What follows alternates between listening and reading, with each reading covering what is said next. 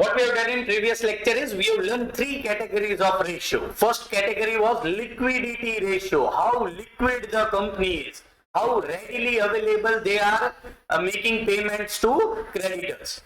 Number two were capital structure ratio. What is the proportion of debt and equity? What is the proportion of debt to total capital employed?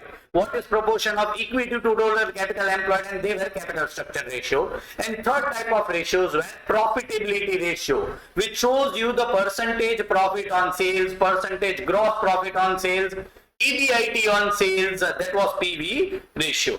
And we have understood this by profitability ratio. So what we'll be doing today is, today we will be completing the concept of the ratios as far as formulas are concerned. For tomorrow's lecture, you will have to mug up all the formulas, learn all the formulas, understand all the formulas, and then we'll be starting questions of ratio analysis tomorrow.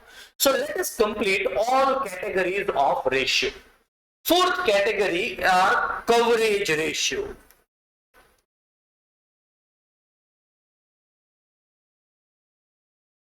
So let me first start with the ratio, and then I'll explain you by which organization it is used, by which people it is used, coverage ratio. We are talking about first interest coverage ratio. Interest coverage ratio. What is interest coverage ratio? Try to concentrate. EBIT upon your interest is nothing but interest coverage ratio. Try to concentrate over here. EBIT is nothing but operating profit. Say it is 100. Interest is always paid from EBIT. EBIT, you reduce interest from it, right? Say it is 10. This will be 90, which will be EBT. What will be interest coverage ratio? It is 10 divided, 100 divided by 10 will be is equal to 10 times. See, when bank gives you loan, they need to understand whether you are capable of paying your interest or not. Because of interest, whether your company is going into loss or not. So they find out how much times profit you are having as compared to interest. How is your profit covering your interest? Here it is covering 10 times. So it is a good ratio. This higher the ratio, it is better. There is nothing negative about it. If it is 100, it is more good. If it is 10, it is good. If it is 1, it is okay. But if it is less than 1, then because of interest, your company is going into loss. You should try to reduce your leverage as far as company is concerned. So how many times your profit is capable to cover your interest? See the name. Coverage ratio. And why we don't take earnings available to equity shareholders divided by interest? Can anyone explain me why we don't take numerator as earnings available to equity shareholders? Drashti?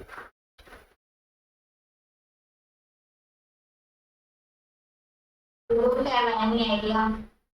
Any other student?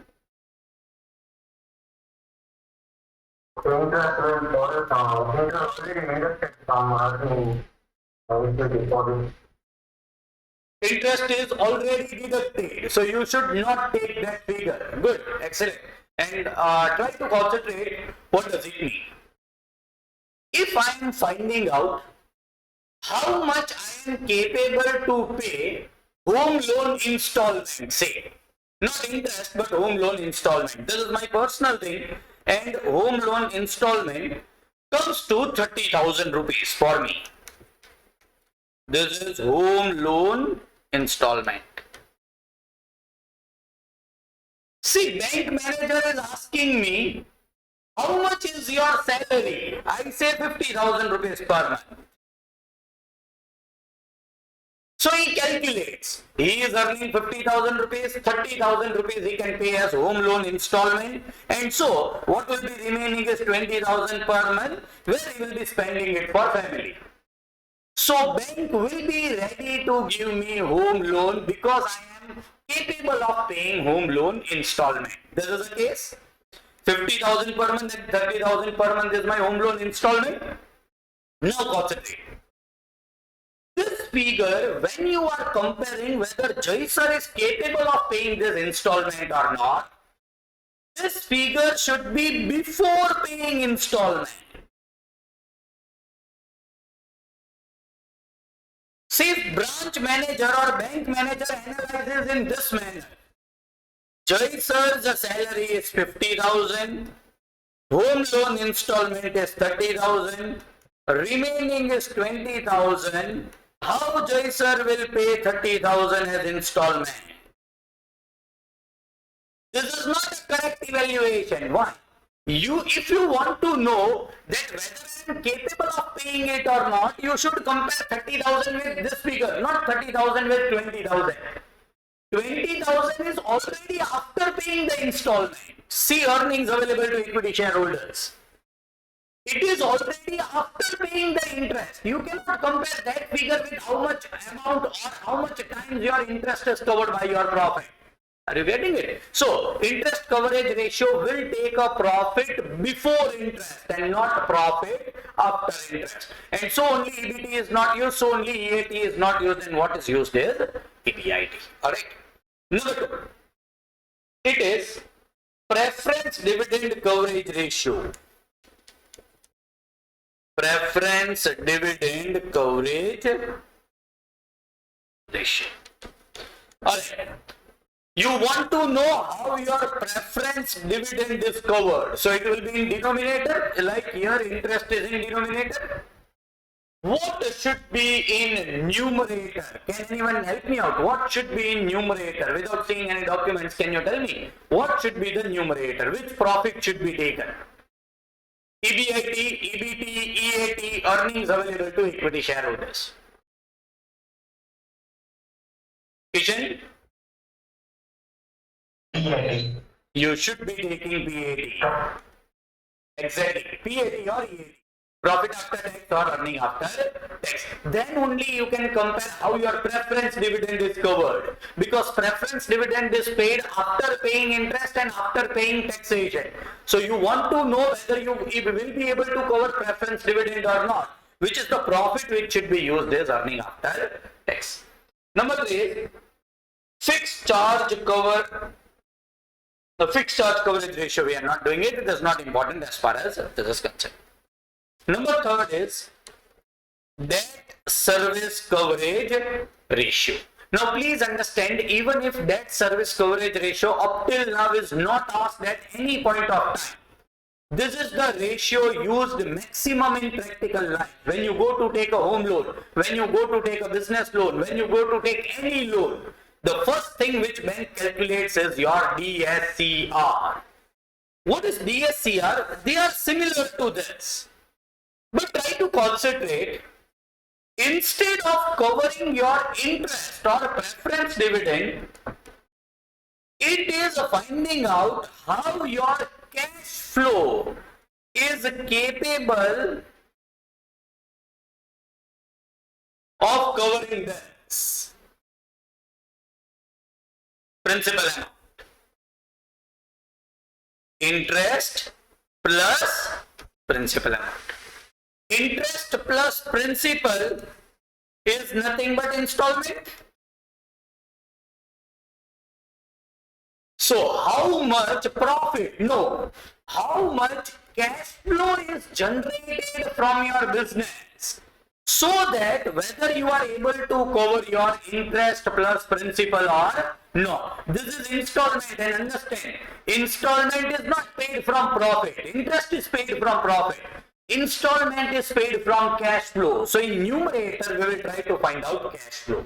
How will we be finding out cash flow in numerator is net profit plus depreciation Net profit and depreciation we have understood. So net profit plus depreciation will give you cash flow plus all non-cash expenditure. And concentrate. Interest. It is same interest as this. A small question. Anyone can tell me why interest is added over here? We already understood it somewhat. Abhishek? Because it is a financial activity. Then why it is added? We are finding cash flow, so Okay, you are finding out cash flow. operating cash flow, so we have to add in interest because it is a financial activity. Exactly. Your answer is absolutely correct. Try to concentrate. Also, we have understood this portion. You should find out cash flow before paying interest. If you are finding out that whether you are able to pay your principal plus interest or not, the cash flow should be before interest. Interest is debited to profit and loss account. It is already deducted while finding out net profit.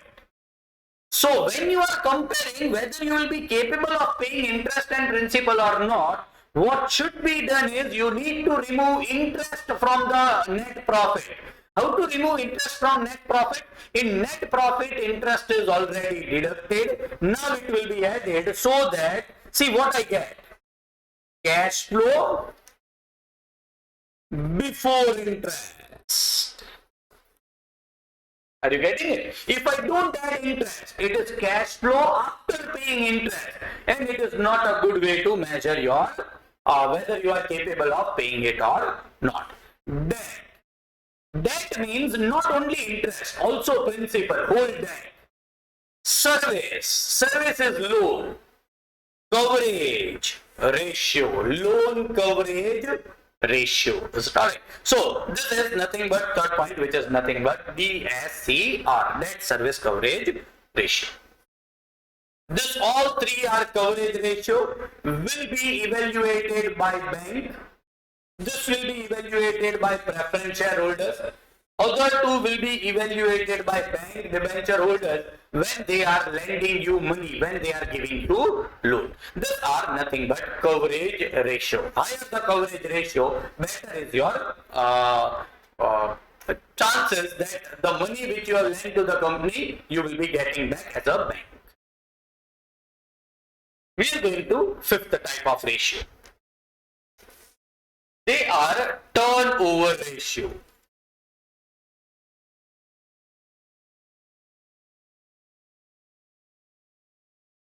Explaining turnover ratio with example of stock turnover ratio, try to concentrate. I'm running a provision store. I'm not giving you formula, I'm explaining you where this is useful.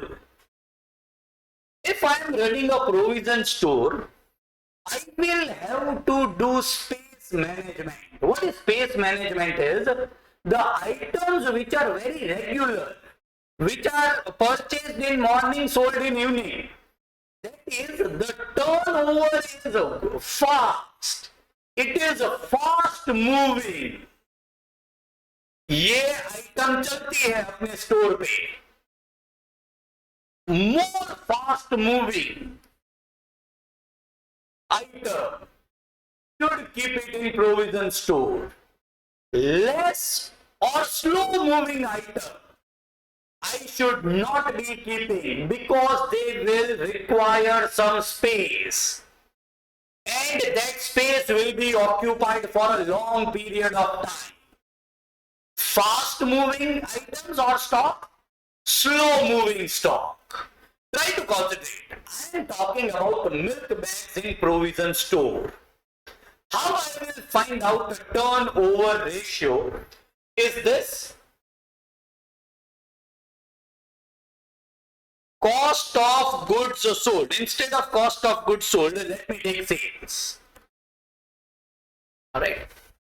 What I need to find out? Stock of milk bags. Stock of milk bags. Are you getting it? What is sales or say per annum? Sales per annum is say 1 lakh rupees. What is the average stock?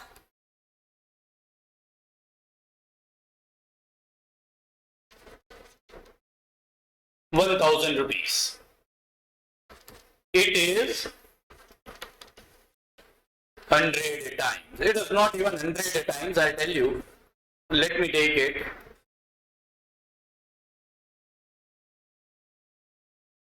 ₹10. Milk bag normally is not ₹10, but let me take it just for the sake of example. Why?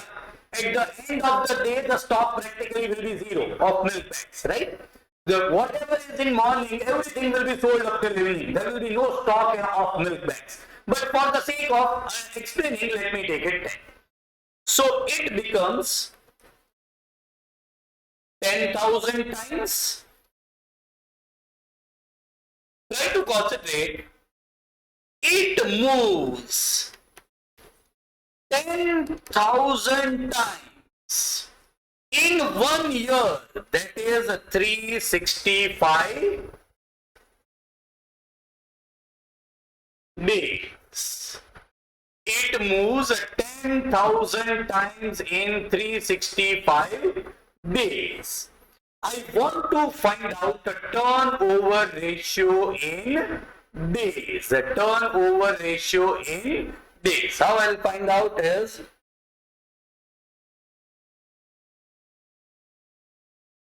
one time will happen in how many days?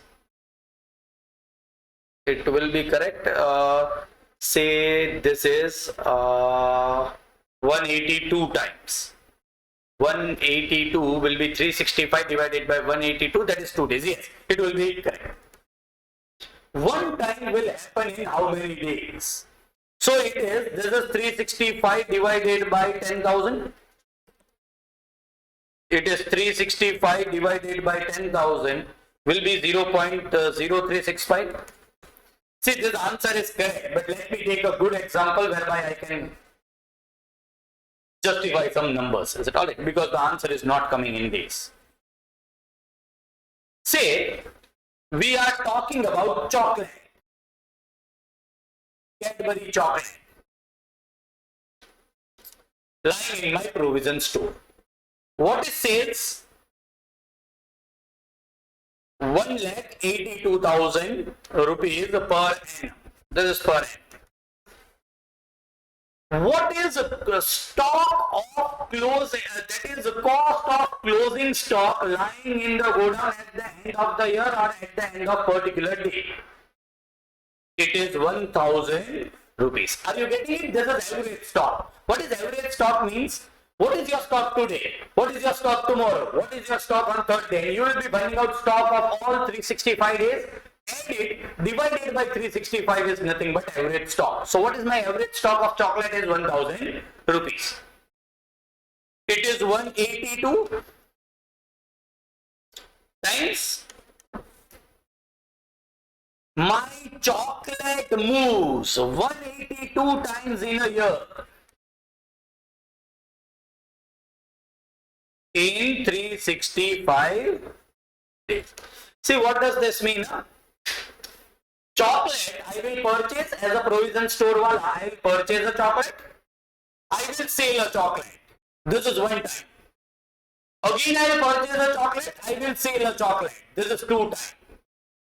In 1 year, this will happen how many times? 182 times. That's about it.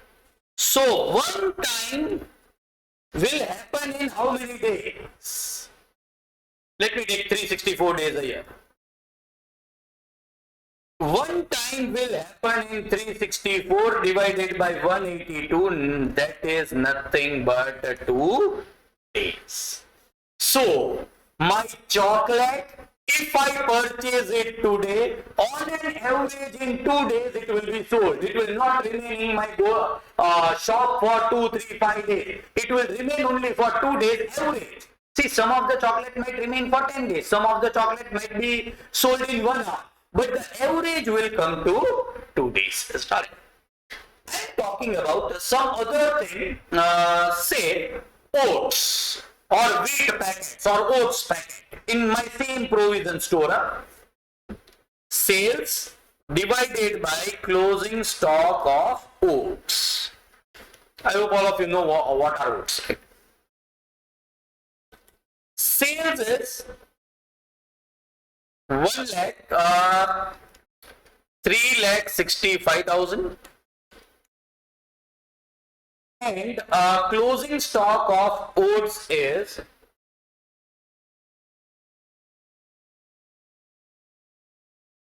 36,500. What is the answer? 10 times. 10 times. Let me find out in number of days. It happens 10 times in 365 days. One time will happen in how many days? It will be 365 divided by 10, that is 36.5 days. See, what does this mean? You purchase the oats as a provision store wala, you sell the oats. This is happening one time. Again you purchase oats, again you sell oats. This is second time. It will happen 10 times in 1 year. It will happen total. How many cycles it will rotate? How many turnover it will get in 1 year is 10 times. So it will happen every 36.5 days or every 37 days. So today you purchase the oat and keep it in your provision store. On an average, it is sold after 37 days. Can any student help me out? Which is a fast moving stock, which is a slow moving stock?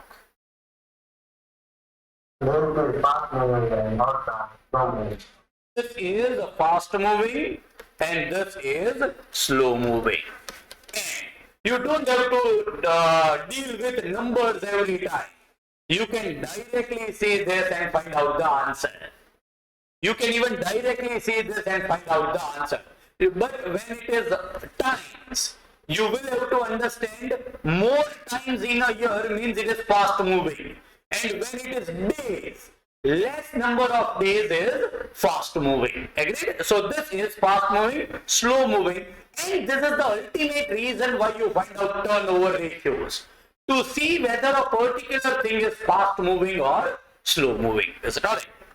We are going to turnover ratio. The first turnover ratio is raw material turnover ratio.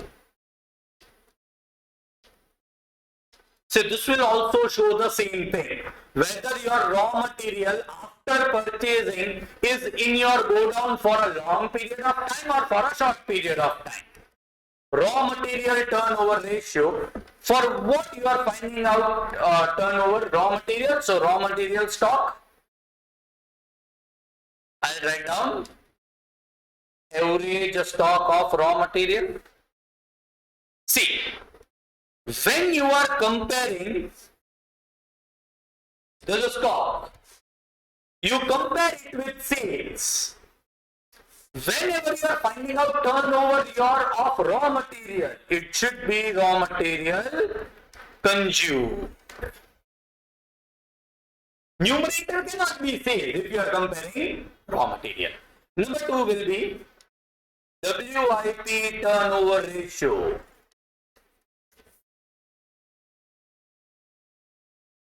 Average stock of WIP. Numerator, production cost. Alright, I'm just explaining it. Concentrate.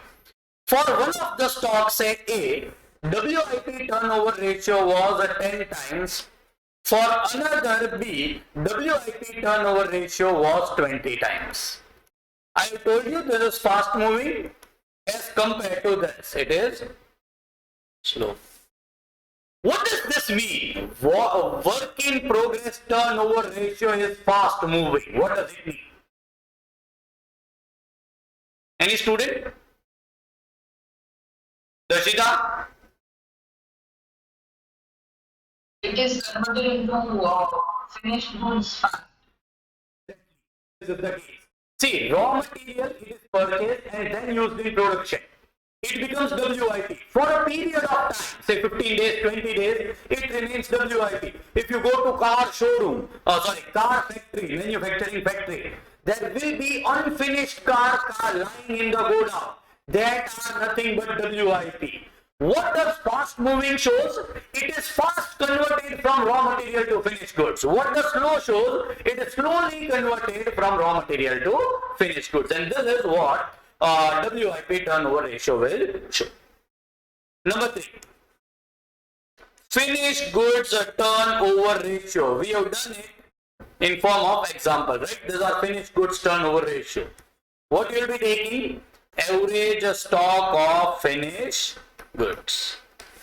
What you should take in numerator? We have taken sales, but what you should take is COGS, cost of goods sold. But concentrate, if COGS is not available, you may take sales. So, whenever you are talking about turnover ratio, you should exclude profit. But if, say, as an academician or as a student, you are not having any way to find out COGS from sales. What is COGS from sales? Sales minus GP is COGS. Or opening stock plus purchase minus closing stock is COGS. So, instead of COGS, you may take sales. In our example where we have understood, we have taken sales. This is finished goods turnover ratio. If you want to find out same answer in days, the answer will be in times. If you want to find out same answer in days, turnover ratio, it will be turnover ratio, no, 365 divided by turnover ratio in terms of time. So say this. 365 divided by 10.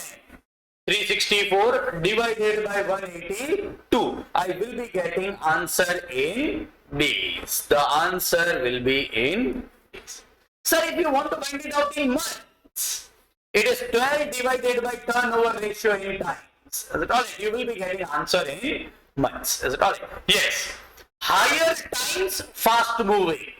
Lower days, fast moving. Is it alright? That should be understood when you are interpreting it. The point is, at your intermediate level, more interpretation is not asked. What is asked are questions. Is it alright?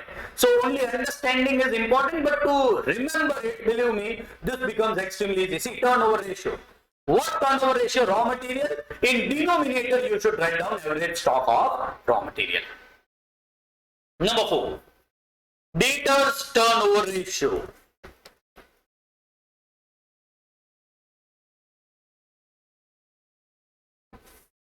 Debtors turnover ratio. For what you are finding out turnover debtors, then average debtors will be your denominator. Average debtors will be your denominator. What should be numerator? Sales. No, it should be credit sales. Alright? See, it comes 12 times. See, I'll explain you first in a difficult way, then I'll summarize it and it will be absolutely clear.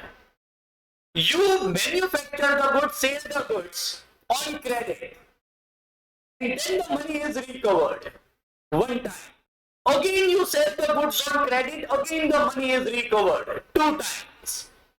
This happens 12 times in a year. This happens 12 times in a year. Let me convert it into months. Debtors turnover ratio in months. It will be 12 divided by turnover ratio in times. 12 times will be 1.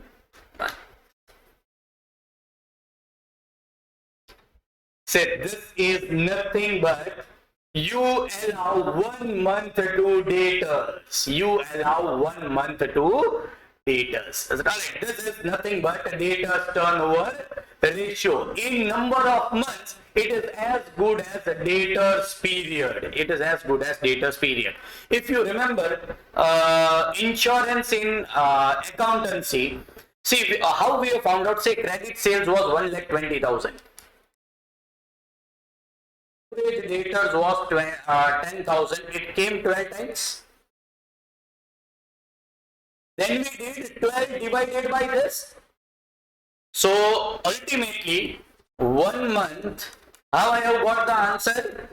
12 divided by 1,20,000 divided by 10,000. So it is 12 multiplied by 10,000 divided by 1,20,000. That's a topic. 1 month or 1. I have got by this ratio, the answer will be 1. Start it. Now try to concentrate on reversing the side. 1 divided by 12 multiplied by 1,20,000 is equal to 10,000. This is very known formula. Concentrate. Credit period divided by 12 if the answer is in months multiplied by credit sales will be nothing but answer of debtors. This we have done n numbers of times in accountancy. Credit sales multiplied by, if the debtors are 2 months, into 2 divided by 12, I will be getting answer of debtors. At that time we have just not understood the concept of debtors turnover ratio. Again, if the debtors turnover ratio is 24 times, it is faster. What is faster? Recovery of money from debtors are faster as compared to the ratio of 12. Sorry. Debtors turnover ratio. Number 5. Creditors turnover ratio. I will not explain you this, but I will be just understanding the formula. Average creditors. In numerator, it will be credit purchase. 6th, working capital turnover ratio. What should be in denominator? Net working capital. So this formula we have forgotten when we did liquidity ratio. We understood current ratio, but we forgot to write down net working capital is current asset minus current liability. This is also one of the ratio. It is not actually a ratio, but it is a figure. Net working capital is current asset minus current liability. Current asset is only working capital. Net working capital is asset minus liability.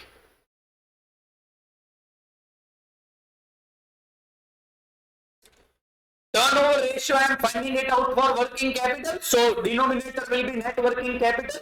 What will be in numerator will be sales. So this will also show you how your working capital is fast or your working capital requirement is slow. Everything teaches you the same thing. Number 7. Fixed asset turnover ratio. Normally this will be less than 1. When we will be going to formula at the time of sum, I will explain you even the concept. What does it mean? But right now we know how to derive turnover formulas. Fixed asset turnover ratio. So fixed asset will be in denominator. Turnover will be in numerator. Total capital turnover ratio. I want to find out capital turnover ratio. denominator capital employed, numerator turnover, that is nothing but sales. This is how you find out turnover ratio, and each turnover ratio says you the same thing, whether they are fast moving or whether they are slow moving. Is it all right? This were nothing but turnover ratio. Most important is debtors turnover ratio and stock turnover ratio, which will be used n numbers of times in questions. At that time, we will be also again revising one more time what is turnover ratio and what does actually it means. But it is very easy to remember the turnover ratios, right? In denominator, if you are finding out raw material turnover ratio, then in denominator it will be raw material, in numerator it will be raw material cost. If you are finding out stock turnover ratio, stock will be in denominator, in numerator it will be credit sales. Stock. We are going to next, that is overall or other ratios.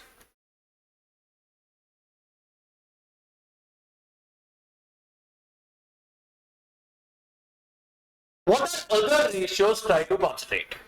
The other ratios cannot be categorized as liquidity, profitability, and they are technically current ratios. Return on investment. R. We have understood if R is greater than KD. If R is less than KD, R is greater than KD, there is a favorable leverage. R is less than KD, it is unfavorable leverage. What is R? EBIT upon capital employed. We have understood at the when we were learning capital structure decision. What is my operating profit? 7 lakh. What is my total capital employed? 10 lakhs. This is 1 year. Capital employed is 10 lakhs and profit is, operating profit is 1 lakh. So you are earning 10% on the total amount invested in your firm. And it is that same or return on investment. Return on equity. See now, you want not your return on total capital employed. You want return on equity. Then return on equity will not be EBIT. Return on equity will be earnings available to equity shareholders. EBIT is not available only to equity shareholders. EBIT is available to equity shareholders, preference shareholders, as well as debenture holders. So you cannot compare equity over here. See, when I was finding out return on my total capital employed, equity plus debt, I was taking EBIT. But when I am finding out return on equity, it is equity earnings available to equity shareholders divided by equity. Is correct.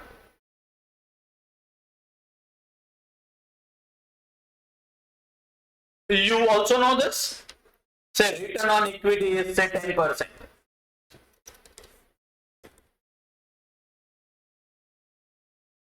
Or equity or value of equity will be is equal to earnings available to equity shareholders divided by return on equity or KE. Again, that net operating income formula of capital structure. Value of equity is equal to earnings available to equity shareholders divided by KE. This will be nothing but, yes? Yes, Kishan? You say equity also include preference share. Yes. Yesterday you have said. Yes. So But they include or not? yes. So practically, this I should write down as a return on equity shareholders. Correct. Here it will be only equity shareholders. See, whenever we do a write down, normally any formula we assume there is no preferences. But if I really want to find out return on equity, equity as you told includes preferences. Then in denominator, it will be equity. Here it will be equity shareholders fund. But here it will be equity. Equity includes preference shares, agreed. Can you tell me who has asked the question? Yes, sir. Yes, Kishan. Can you tell me what should be numerator? Which profit is available to equity share? Exactly. Then in numerator, you should write down EA. Sorry.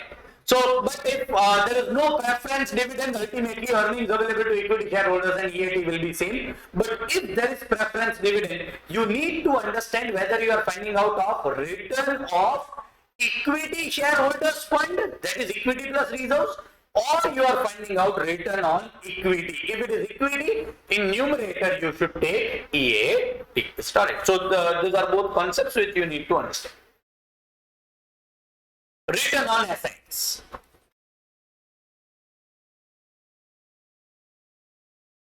It is EAT divided by average assets or total assets.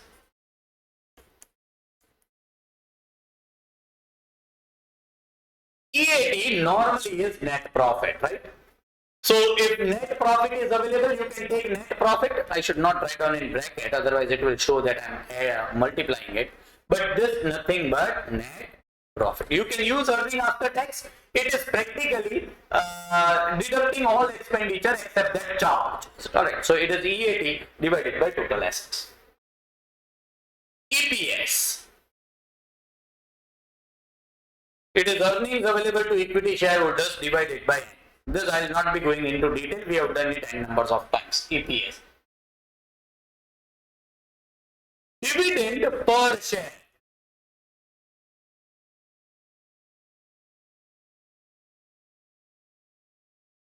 Is a total dividend divided by number of shares. Is nothing but dividend per share. Again, this is not much relevant. Alright. Dividend payout ratio. See, this will be useful at n numbers of places, in accountancy also, in finance also. Dividend payout ratio. Dividend ratio. And dividend yield ratio.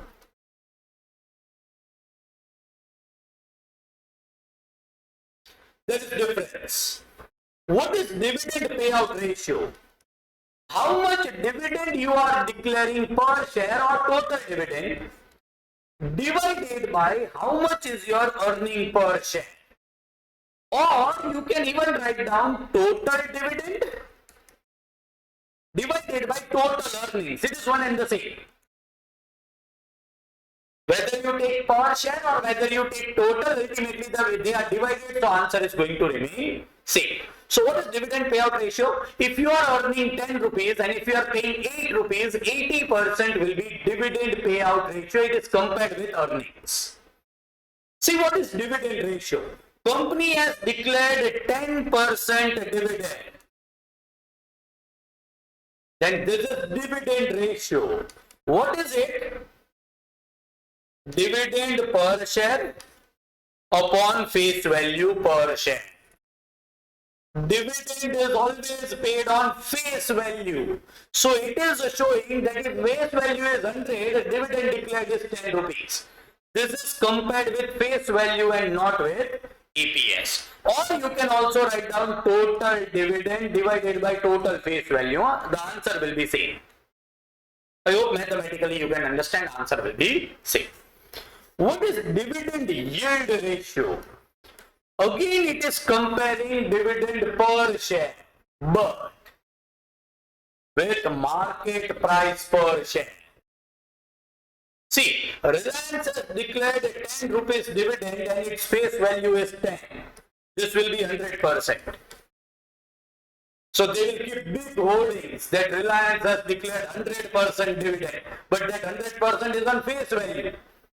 Right now, market price of Reliance is say 2,000 rupees. It is more than 2,000, but let us assume 1,000 rupees. How much dividend they have declared? 10 rupees. It is not even 10%. It is 1% on market price. See, I am a new investor. I have entered or I have purchased Reliance as 1,000 rupees. 10 10 rupees dividend is how much percentage return? 1% return. Then as an investor, I should find out dividend yield ratio. It is compared with market price. Is it absolutely clear? Dividend payout ratio is written, it is compared with earnings.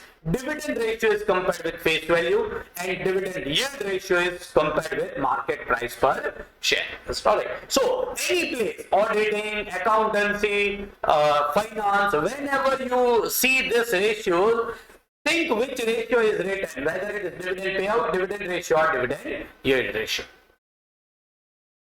PE ratio. We have understood it in capital structure. It is comparing MPS divided by EPS. It is showing the relationship between your earnings and how much multiple is your market price as compared to your earnings. Yes. This is end of other ratios. Return on investment, return on equity or return on equity shareholders fund, return on assets, EPS, all three ratios of dividend and PE ratio, which is nothing but MPS divided by EPS. What is expected from you tomorrow? What is expected is you mug up, understand, try to interpret. I'm not saying write a full essay of interpretation of all the ratios, but try to understand it logically. What does it mean? So that if someone asks you whether it is good or bad, you can answer it by thinking somewhat, you can answer it whether it is good or bad. Don't attend tomorrow's lecture, next lecture, without learning ratios. Believe me, it will be a useless exercise. You will not understand anything. You will not be able to do anything. Prepare a chart of all 6 categories or 6 pages in your book. Write down once in your own handwriting. Mug up all the ratios. We will be easily able to solve the questions. It is then just mathematics. If you are knowing ratio, it is just mathematics and logic by which we can solve the questions.